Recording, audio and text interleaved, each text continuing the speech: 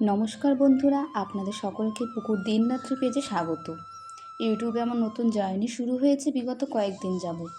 এতদিন যদিও শুধু শর্ট ভিডিও ছেড়েছি, তবে আজ প্রথম সাহস করে একটা বড় ব্লগ আপলোড করলাম। আশা করছি আপনারা সকলে আমার পাশে থেকে আমার এই জার্নিটাকে আরও সুন্দর করে তুলবেন। আর আমার ভিডিও ভালো লাগলে লাইক, শেয়ার এবং সাবস্ক্রাইব করে দেবেন। আজ 16ই মে, ফলহারিণী অমাবস্যা। তাই সকাল সকাল ঘুম থেকে উঠে ফ্রেশ হয়ে একটু গরম জল খেয়ে টুকটাক ঘরের বাসি কাজ সেরে নিয়েছি। এই তো এতক্ষণে ছেলেটাও উঠে গেছে, তাই ওকে ওর বোতলটা ধুয়ে একটু জল খেতে দিয়ে আসলাম। তারপরে গিয়ে পায়রাকে একটু চাল খেতে দিয়ে এলাম। আমাদের এখানে না প্রচুর পায়রা, তাই সবাই বেশ নিজেদের সাধ্য মতন ওদেরকে টুকটাক এটা ওটা খেতে দেয়। ওই দেখো, একদিকে পায়রাকে খেতে দিয়ে আসলাম আর আরেকদিকে কাক এসে হাজির হয়েছে। এরা যদিও আমার রেগুলারের কাস্টমার, তবে এখনও এরা নিজেদের ভয় কাটিয়ে উঠতে পারেনি, কাছে গেলেই পালিয়ে যায়। বাজারে এখন লেবুর এত দাম যে কি বলবো।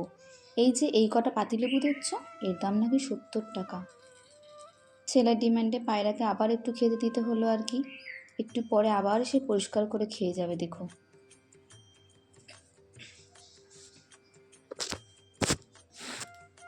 বাচ্চারা কত তাড়াতাড়ি বড় হয়ে যায়, তাই না?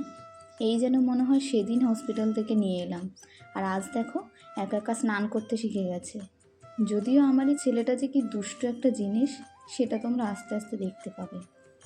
এইদিকে ছেলেকে সকালের খাবার খাইয়ে স্নান করিয়ে আমার বাবা মানে ওর দাদুর সাথে পাঠিয়েছি ওর দিদুন বাড়িতে। আর এই সুযোগে এখন আমি স্নান করে নিজের স্কিন কেয়ারটা সেরে নেব, দেন পুজোটা করে নেব।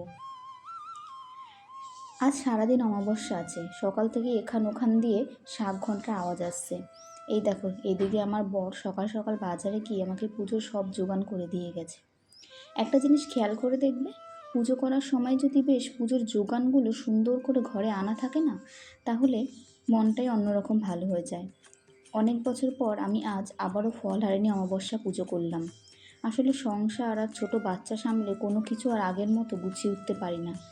যাই হোক, এবার কথা না বাড়িয়ে পুজোটা সেরে নিই।